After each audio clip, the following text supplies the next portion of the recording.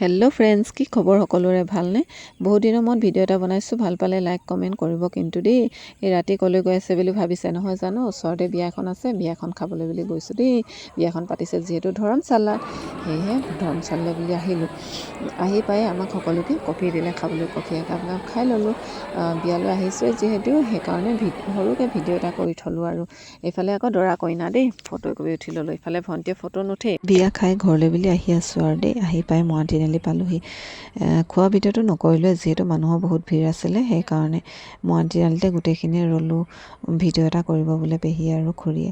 আমাক দেখি আকৌ গাড়ী এখন ৰৈ দিলে, ভয়তে ভিডিঅ' নবনালেই, ফটোকে একপি উঠি ল'লোঁ গোটেইকেইজনীয়ে ধুনীয়াকৈ। তাৰপাছত আহি পাই চাৰ্চ পালোঁহি। চাৰ্চৰ ওপৰত ধুনীয়াকৈ ফেঁচা দুজনী বহি আছে, তাতে দুজনীয়ে নাচিবই। নাচাকৈ আজি ঘৰলৈ নাযায়।